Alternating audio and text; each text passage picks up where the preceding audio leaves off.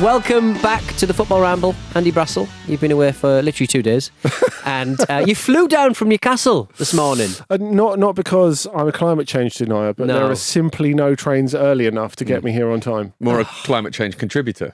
Exactly. The Taylor Swift of the Ramble, I think it's fair to say. Snotting into your hands. But it's good to see you, Andy. And you've come at a very, very good time because we are talking about the Euros and Italy too. Albania won. Italy coming from behind to win their opening match of the Euros. Did you think this was going to be slightly different, Jim, when they scored that opener? Fortuitous opener. I sort of hoped it would. Yeah. So I thought, oh, here we go, a little bit of a shock, a little bit of a surprise, but it became very clear very quickly, didn't it, that Albania, it was a bit beyond them to do anything kind of beyond the basic, really, and it was a bit of a mismatch. And it's a cliche about Italy, isn't it, that they start tournaments slowly. I think they're probably fed up with that. They're like, go on, you have that one, and we'll put this to bed in like 15 minutes. We'll do this very early. Yeah, have a goal, we'll turn it around. Did you not think that Albania had enough about them to go a little further in this tournament from that? I thought they played all right. They had a chance late on, didn't they? But I think they played pretty well and they knocked it around fairly nicely. But I thought I didn't feel like Italy ever really looked like they were in any danger other than that first moment, which can happen. It should have felt like you felt in the closing 20 minutes when you looked at the score, it didn't really have much of a correlation to the match you were watching. You kept forgetting that Albania could equalise almost. Yes. Exactly. But it was interesting what Cesc Fabregas said about Albania scoring too early. Normally, you might say that's a bit of cliche, but obviously, A, he's an excellent pundit. B, I think it drew out of Italy like a level of excellence, at least for the first half, that I wasn't really expecting just yet. I was expecting this to be a bit of a slog for them, but because they went behind so quickly, they had to be enterprising, and they were really enterprising. I thought the way they played, particularly in the first half, this was much more than I was expecting from Italy at this stage. Riccardo Calafiori was obviously one that drew the eye. Because of his handsomeness. Because of his handsomeness. Is he particularly handsome? I mean, Italy squads through history have been absolute wouldn't kick them out of bed sex boys. Sort of Roman statues. Roman statue boys. But like, I don't think he's really up there, but he had an incredible performance. You know, that's, funnily enough, that's people's view on this Italy team in general. Right. He's like Italy in microcosm, I suppose. Yes, Calafiori. His beauty is, like, it's good for this team. And then his true beauty will be revealed in Berlin on July the 14th. Exactly, yeah. There is always that kind of element with Italy, isn't there? I don't think they've ever been sort of the favourites to win things that they've then gone on to win. Right, yeah. So there is something about them where you think, oh, could they do this again? There aren't many teams I feel that way about, but that's kind of part of the joy and fear factor, I suppose, of Italy, isn't it? That you never quite know, even when they're sort of a ragtag bunch of misfits that no one seems to back at home. Sometimes they just gel, and they did it really quickly. And Barella's goal for me is probably the best of the tournament so far, just because of he has to hit it so quickly, and he hits it with such finesse. The king he had a great game. Oh no! I didn't even have a chance with that one. Of course, wasn't a million miles from ended up at Newcastle last summer, and they ended up getting Sandro Tonali instead. Good. Well, that went well, didn't it? That went very well indeed. Second season's going to be different. Second season's going to be different, yeah. What did we learn about Italy in this one? I think a lot of the chat and a lot of the hosting around these shows are very much like, what did we learn about Spain? What did we learn about Germany? What did we learn about Italy? Because the big hitters have won their matches. They were potential banana skins, but what did we get from Italy here? What you're saying about Italy, we've learned something, but we've not learned everything we need to know. So we've learned that they're better than a lot of people give them credit for. We've learned that Scamacca is definitely the guy to lead the line. And look, you can look at maybe he didn't get himself in enough shooting positions, but as a conduit to bring the others into play, and Fratesi was really, really prominent. He was great, as I thought he would be, and often has been for Italy in the past already, despite not starting that much for Inter this season. But what I really wanted to know is what happens when you press them, because that's what we didn't find out from Albania, really. It felt like they put a lot into that organisation of the first half, and when they were expected to be a little bit more enterprising, it was beyond them to do that, particularly because Italy are so good in midfield. I mean, if you can't get the ball back off them, what are you meant to do, I suppose? Which makes their game with Spain such a sort of enticing proposition, doesn't it? It does, and it also, from the pressing perspective, you think Spain will really press them, and the thing that we've learned again and again and again this season is Donnarumma is a fantastic goalkeeper, or would have been a fantastic goalkeeper 20 years ago, but just with his feet, just is just not up there. Yeah. So would you say he's a panicker? Make him play it. I don't know if it's lack of technical competence or panicking. I think there is a bit of panicking in there. You think of like PSG at the Bernabeu going back the season before last. That was definitely. He's like, oh my god, it's Benzema. Well, he takes a safe option, doesn't he? And then that just gives the opposition an advantage if they know to look for it. I'd rather him take the safe option though at this point. You know. Yeah. What I very much enjoyed about this match was not necessarily what was happening on the field, but very much the match of the day studio they've got at the Brandenburg Gate, isn't it? The ITV one's incredible, pretty good as right? well. So it's like a. I thought it was some kind of they'd managed to get themselves onto some kind of museum roof, but it isn't. It's just a big plasma screen that wherever the camera is, it changes, it modifies the perspective on the weird kind of. It's like, it looks like the roof of a museum. Yeah. And it modifies where you're, what position you're looking from and what angle you're looking for. So it actually looks like they're on a glass roof, but they're not. They're just on a screen. And I had to sort of go through a lot of really tepid social media from Mika Richards to find that out, how they'd done that. But it's a really cracking looking space, especially the one that they've got one indoors and they've got one outdoors, but they must have got a few minutes where it wasn't raining to get on the roof. And it's quite annoying how they like show you behind the curtain nowadays. Yeah. Like they had the like drone shot from a distance. It's like in the Brazilian World Cup, for example, they had the BBC and a lot of the major TV stations had Copacabana and Sugarloaf Mountain behind them, and you think that's amazing. And when you actually walked past it along the front, it's just basically this scaffolding bridge over the road, and you're like, oh. It's when you. I don't really want to see that. No, I just want to see the beauty of it, as you said. It's when you sort of see, there's a man who used to do, for, I think CNN used to do reports from North Korea, and he would be in his hotel room, and it would look like he was in North Korea, but it wasn't. He was in North Korea, but it was interesting. He was in his hotel room, and he sort of forced the camera. He was sat on his window ledge, basically, looking out. So it looked like he was on the roof of somewhere, but he wasn't. He just poked his camera out of the window of the hotel. I don't like these. I want. You're right. I want the magic of cinema. Yeah. I want to know that Michael Richards is standing on a really precarious roof. Alan Shearer sounded like he'd had a heavy night. He sounded like he'd had a heavy one. There's been a lot of that. A friend of mine is Scottish and is out there. And no further questions, right? Let's move on. Before the game, he'd already met Ali McCoist. I think he's sort of completed the Euros. Like, I think everybody out there, broadcast teams and fans alike, are having a brilliant time. How are we feeling about the idents or the sort of the intros? Because I think ITV and the BBC sort of quietly go to war with each other, don't they? By trying to make the most enjoyable intro, and it's tight this year. I think they're both really good. It's like the John Lewis versus Iceland advert. Yeah, very much so. Very much so. The ITV one sounds like the never-ending story for some reason. Okay, right, yeah. I'm not. I've been sort of jumping in just as the match starts, and as soon as half time, I've just been busy at this period of time this summer. So I've been running off. The BBC one is a sort of is a kind of retro pinball machine featuring a lot of characters from the tournament, which looks very, very cool. The ITV one has sort of lent into sort of Germany's kind of like grim fairy tales history. Right. And it's got loads of like fairy tale stuff, also featuring lots of characters from the tournament. And they're both excellent, hard to choose between. I think ITV might even just edge it. What's the pinball machine motif about? I don't really know. Das Pinball? Possibly. Right. Yeah, I've been to a pinball museum in Rotterdam, so maybe and a penis museum in Iceland, if I remember rightly. They could have had penises instead of the flippers. Why ever didn't they? Yeah, unbelievable. Did you see that the Albanian fans were spotted snapping spaghetti in front of the Italian fans before the match? Who all fell to their knees. It was so good. Wonderful. Do you know, like when I think was it it might be the Irish fans were kind of shouting "Go back to your sexy wives" to the Swedes. Yeah. And the Swedes took it in good humour, and I think the Italians just taking the snapping of spaghetti and drop it to their knees, like you say. Yeah. It was such a lovely moment, it's a really real wholesome. Euros moment. Yeah. Awesome.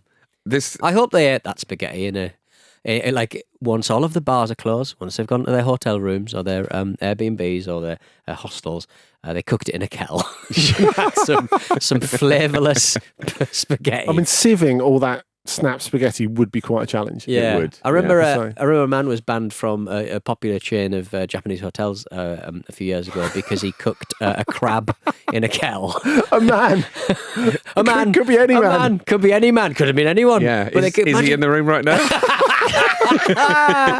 My Tyler Durden, the man who cooked the crab. But I mean, I bet people are waking up right now. After a great night of, after a great day of football, watching their national team play, waking up in their hotel room and going, what did I eat last night? Just stuff smeared on the wall. Yeah. There's a crab in the kettle. I don't remember getting home. I don't There's going to be a lot of that. There's going to be a lot of Where's sore my heads. wallet? Just a lot of wallets being found. Before we move on from Italy, Yeah. I think we need to talk about Spalletti's blazer. Right. Because it's Okay. all very stylish, but he has the word Italia emblazoned on the back of it. That's and a now, lot, though, isn't it? That happens a lot, though, isn't it? If it was Man City, we'd be taking the piss. Yeah, right. See, It's a bit Castrol GTX, Alan Partridge. It's a Well, bit- Maybe. I feel that I'm not in a position to criticise an Italian man for how he dresses. Yeah. Like, just, him being an Italian man means automatically he has Yeah. more authority than I do on that. Yeah. I just wondered what your thoughts were. It reminds me a little bit of Roy Walker on Phoenix Nights. It's like property of central television sort of thing. But the Doctor was wearing one as well, wasn't he? Right. So presumably it's a group effort. Dr. rather Italia. Are they goading us into saying something? And they're going, "Are you kidding me? You don't even wear your blazers buttoned up to the bottom. You With the English name of your pigs." country on them. Yeah, maybe it's a trap. I mean, Yeah.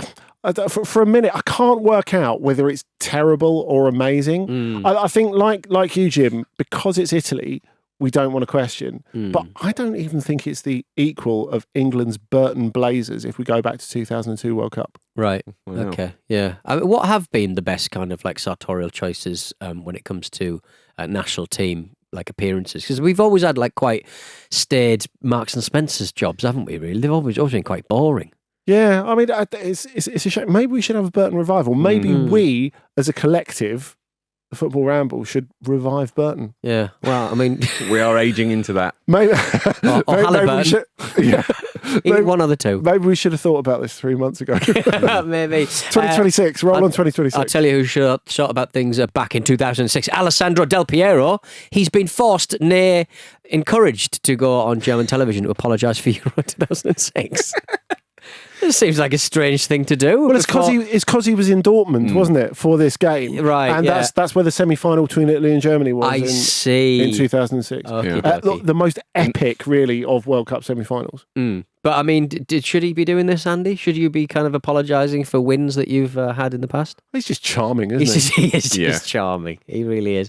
I very much enjoyed, I think it was during this match, I was listening to part of it on the radio, and at one point at 5 Live, Dion Dublin basically gave a passionate love letter to the production staff who'd put together his Bible. It's like Bible of like basically before the tournament, you just get a Stats massive book. stats book basically, and some people choose to use it, and some people don't. and Dion Dublin, bless him, he went, thanks very much to, and he listed all the people who had written this massive Bible for that's them, which I nice. think is a lovely thing because nobody. I mean, to be fair, the commentator absolutely cut him off at the legs by going, "Well, I actually did my own research for this one." It's so rude, so bloody rude. Shall we move on to Spain versus Croatia? Let's do it. Spain 3, Croatia 0 again.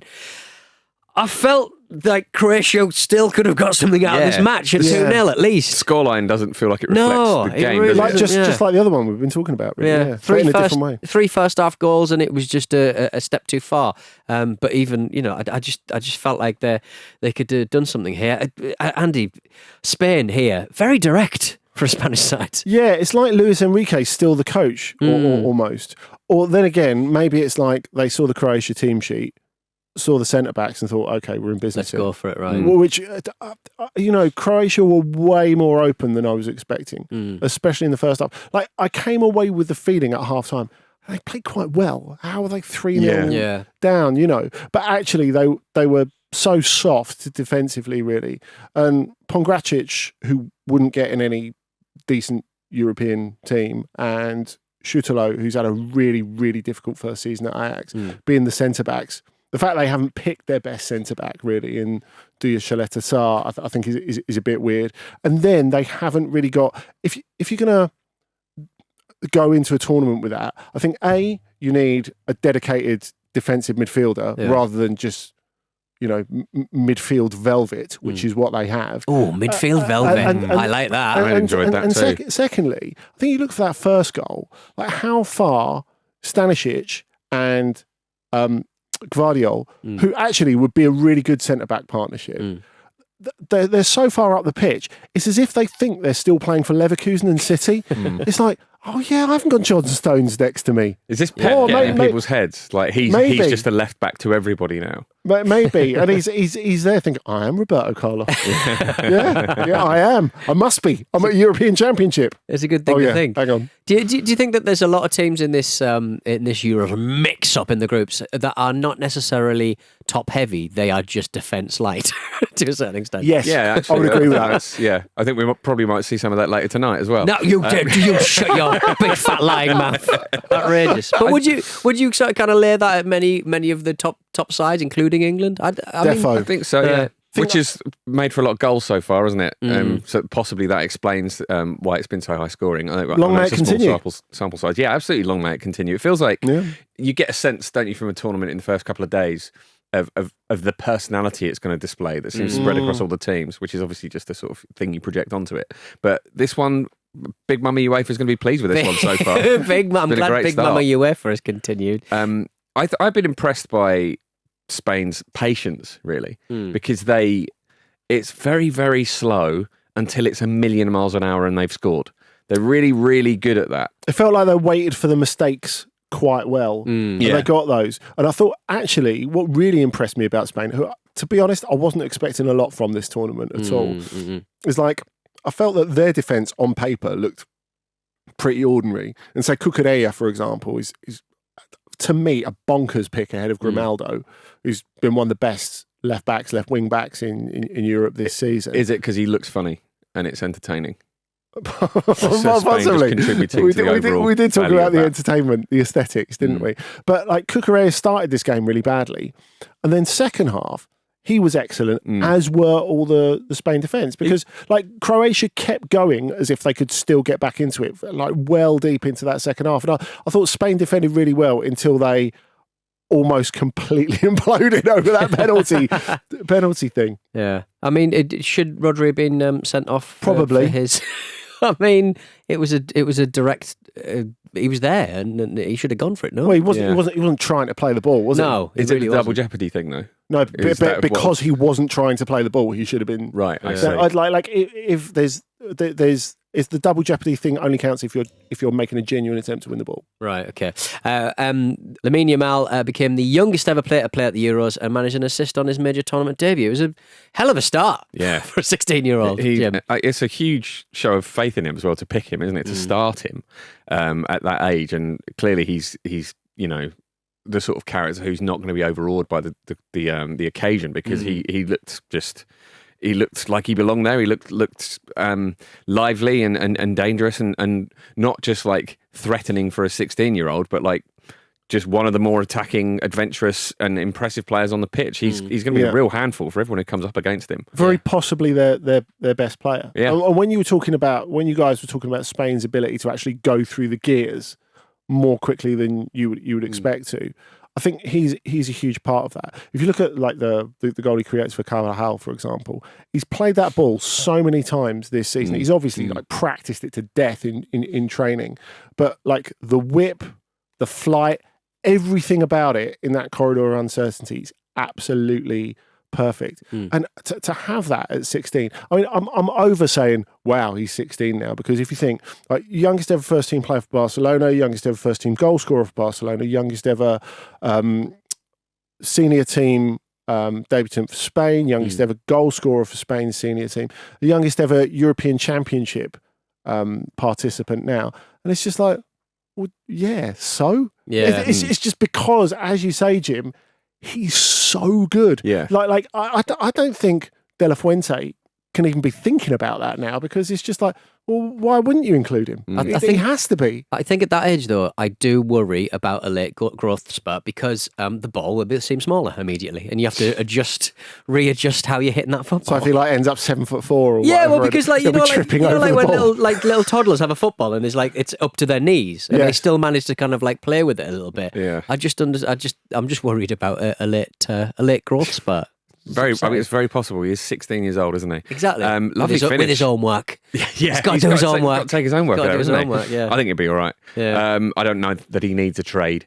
He'll be all right. Lovely finish from Carvajal as well, which I think has sort of got lost among all the sort of like glory of Yamal getting that moment. But he pops up when he's needed, doesn't he? And he's a brilliant player. Yeah. Did you see Jim, Spain as a serious contender? Because obviously much has been made by me, including about the inclusion of players like Ayoze Perez and Joselu being indicative of a wider problem for that squad. Has this really set out their stall, sort of going, we're here to pull up some trees? I think, I mean, their stall is as well set out as it can be after that. And I think having players like Perez and Joselu in there is probably more symptomatic of, firstly, Joselu actually having a very good season and being there on merit. But also the squads are slightly bigger, right? So you can probably look at any player in any squad and go, are they up to the standard? I think, I don't think they've got the quality in the first team that other teams have. So I don't think I'm not looking at them as potential winners yet. But teams grow into tournaments, don't they? Even teams that start well. So I don't think they'll have enough for France or Portugal. I'm not going to mention anyone else because I'm at the time of the year where I believe in jinxes. Well, does this pile of pressure on England a little bit because they're one of the favourites, and the Germany, Italy, Spain, they're here and they're serious about things? No more than it was always going to. Right. This is the reality. We'll of it, do our isn't own pressure piling. Thank exactly, you. and that's in what the media. That's what I'm looking forward to. Really, like us turning up and like showing what we've got. It might be awful. Show us what you got.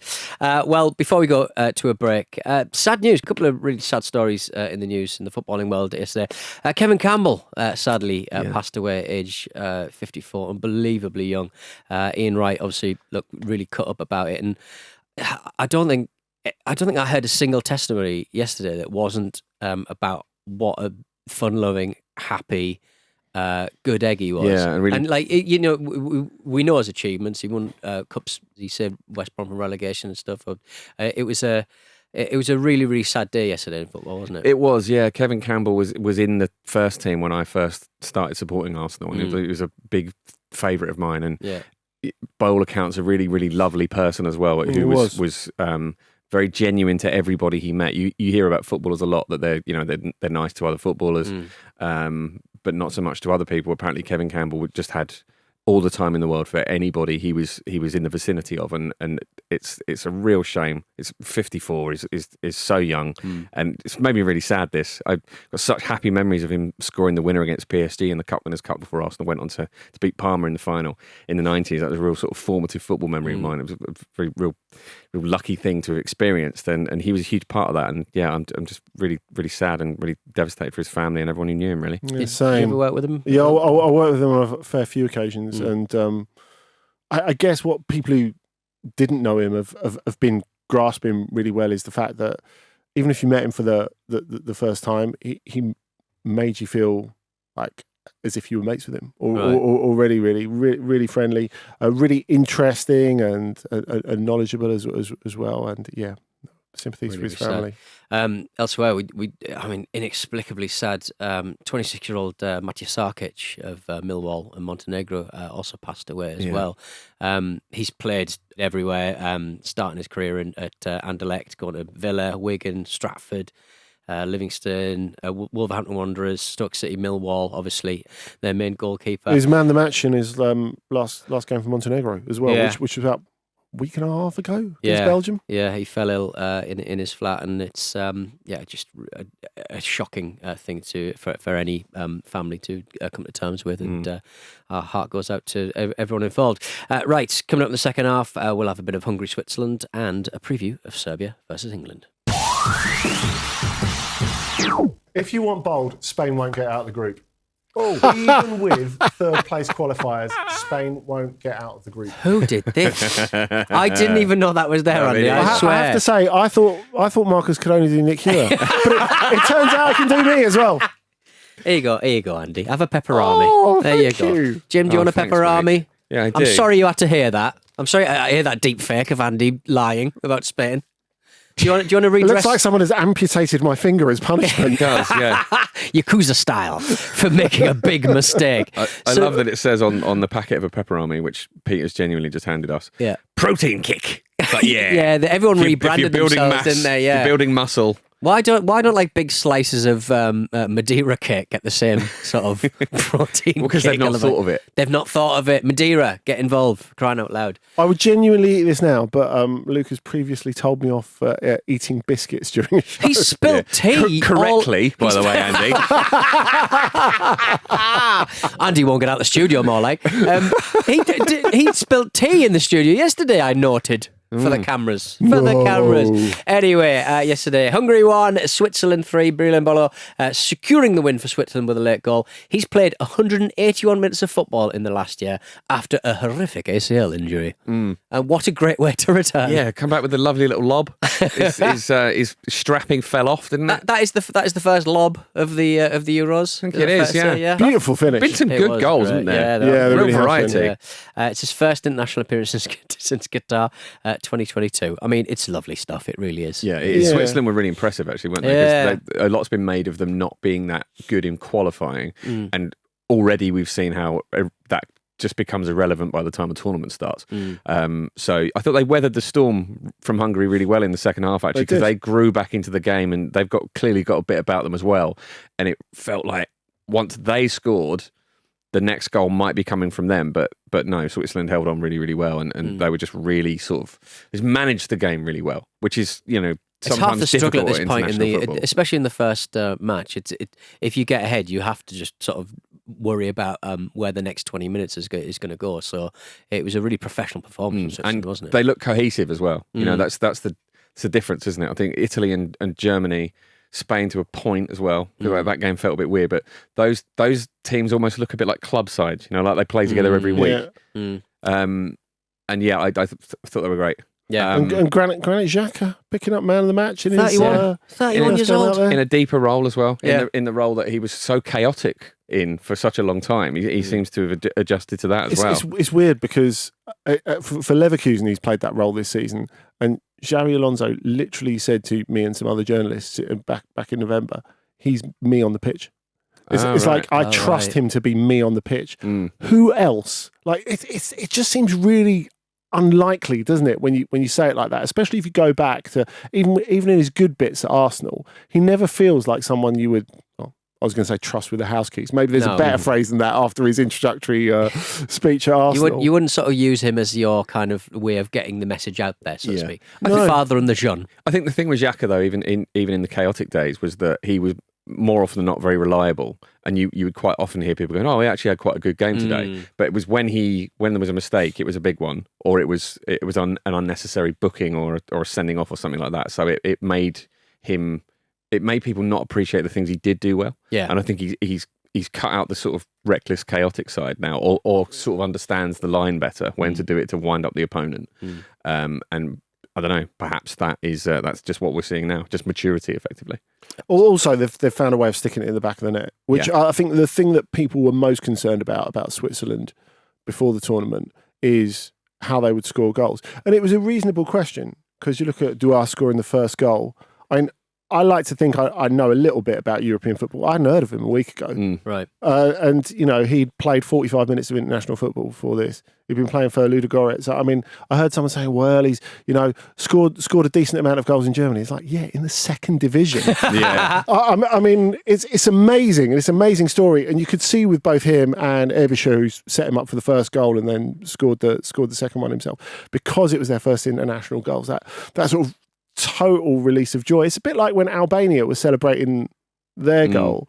It's just brilliant at those moments where you realise that's what, as you say, Jim, sets the stall for like the opening part of an international tournament. That sense of international football's great. I love it. This is what it means. Feels like a carnival, doesn't it? Yeah, like not in a forced way, not in a corporate way, but once you cut past all that stuff, that sense of the players just going, yeah, this means everything, really. Not the greatest result for Scotland, who play Switzerland in the next game. No. They look strong, don't they? Yeah, they do. Although Embolo is like so talented, but incredibly unpredictable. I mean, as well as like having some good moments for Monaco before he got injured, what he's most noted for in recent years is when he was in a lockdown breaking party when he was at Borussia Mönchengladbach. The police came in. There were quite a lot of girls there. Right. And he ran away, climbed into an adjacent flat, hid in the bathtub, and then said, I was just relaxing on my own. In a house I don't know anybody who owns. Yeah. Like what? He just sneaked into another house. You know what I mean? Just relaxing in the bathtub. I love the sort of like quickness of thought to run like a fake bath. Yeah, you can see how he multitasked that finish now. Yeah. Did he run his bath? Is that climbing in and out of that bath? Maybe you've done his ACL. Yeah. Is that why? Can we clarify that the bath was full of water? It wasn't just like sitting in it. Yeah, that would be. Well, that's a good question. And where his clothes on? Yeah, exactly. I was just relaxing in a bath. Well, I mean, the fact that we're even hearing about it is that it absolutely failed as an endeavour because the police caught him. More food battles as well. The Swiss fans are out in force. They were wearing cheese hats and one had a sign saying fondue better than goulash. I heartily disagree. Fondue is not as versatile as goulash. It is not the backbone of any cuisine. And that's true. I'm team goulash on this one. And is there a dairy-free alternative? Because it feels like the Swiss have said, well, look, it's our way or the highway. Yeah, rennet or whatever rhymes with rennet. I mean, they could be 2 courses in a very indulgent meal. I don't think you have to make them opposed, personally. There's some good signage going around, actually. In the Italy game, an Italian fan had a sign that said, eat pasta, run faster. It's like football's catching up with wrestling, isn't it? With the signs. But yeah, there's also...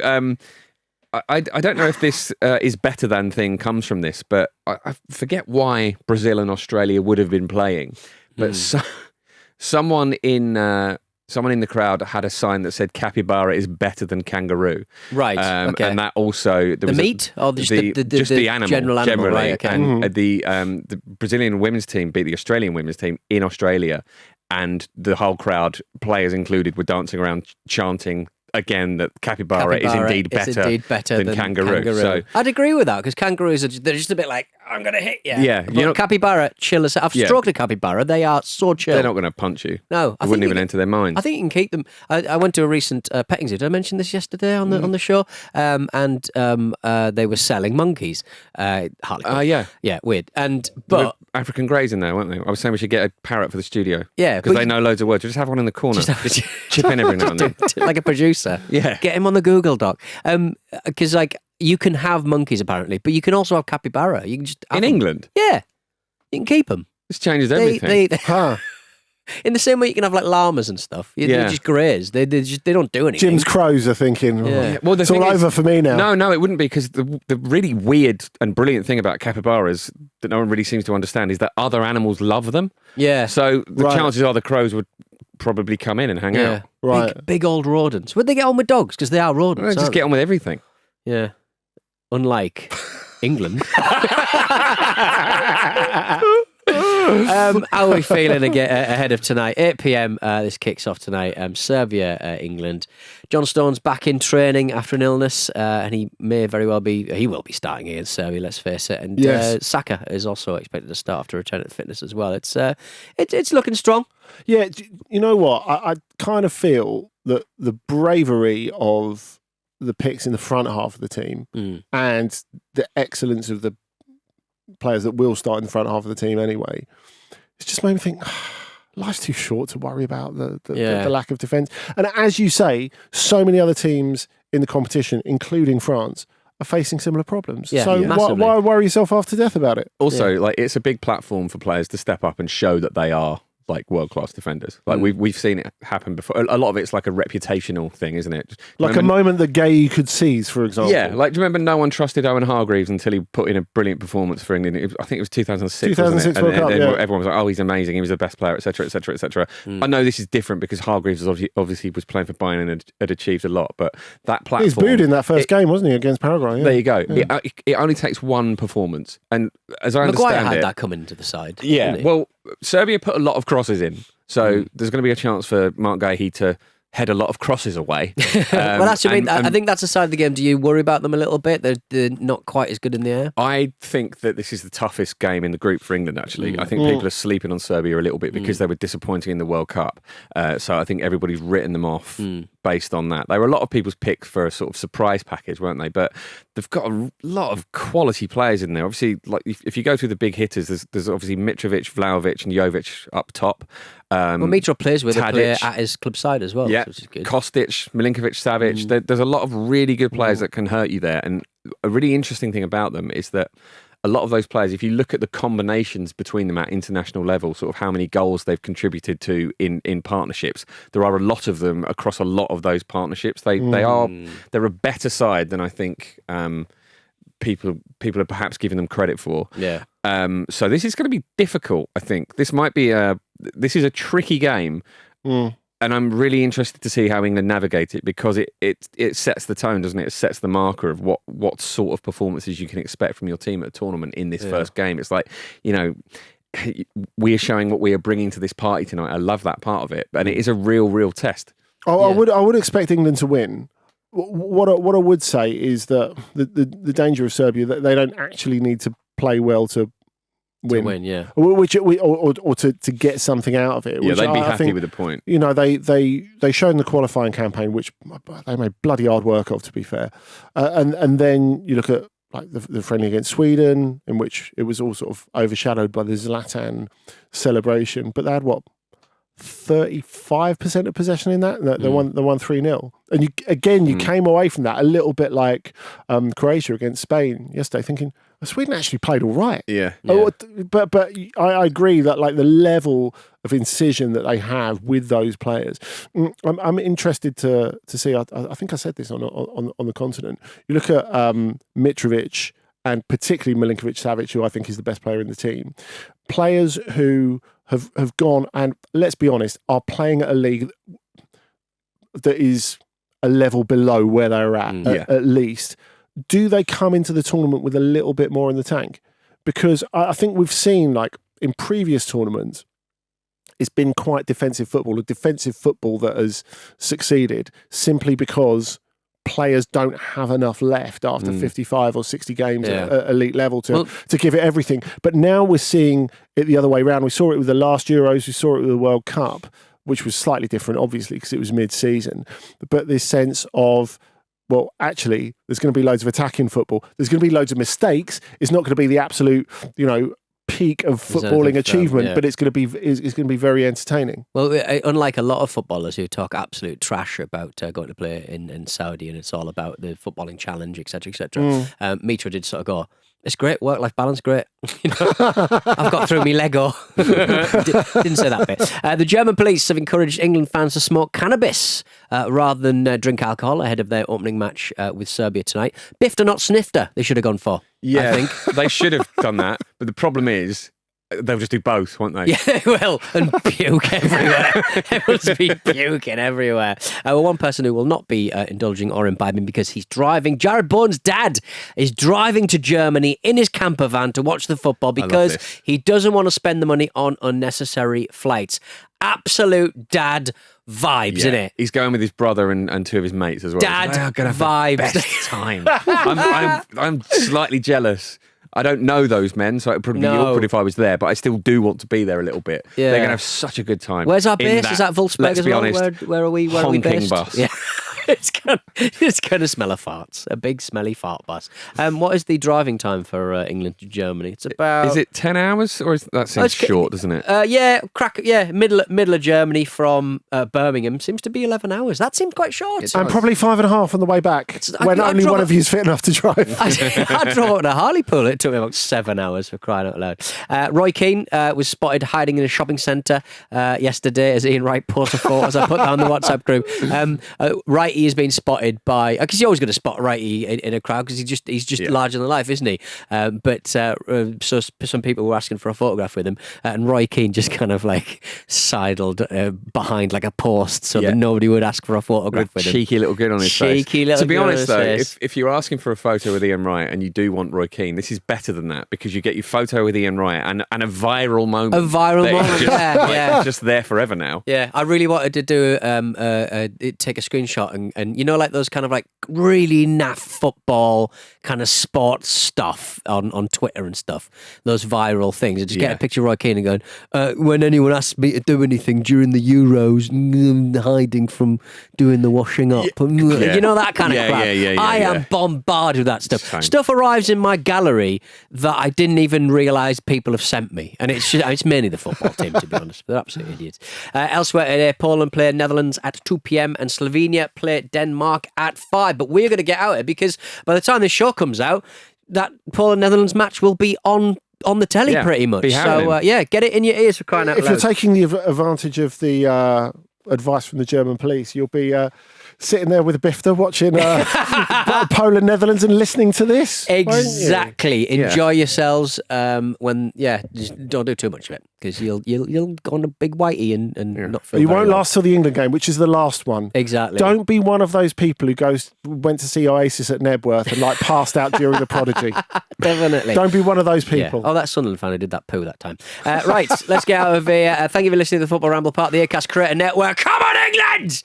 Jim and Andy will be back tomorrow alongside Marcus and Luke to react to England's opening game against Serbia. Follow us on X, TikTok, YouTube and Instagram at Football Ramble. Follow us on Spotify. Jim, score, prediction, now. 2-0 England. Andy. 3-1 England. And we'll see you tomorrow. Cheers for watching another fantastic clip from the Football Ramble podcast. Make sure you click like on this video and subscribe to the channel, which means you will not miss a single upload.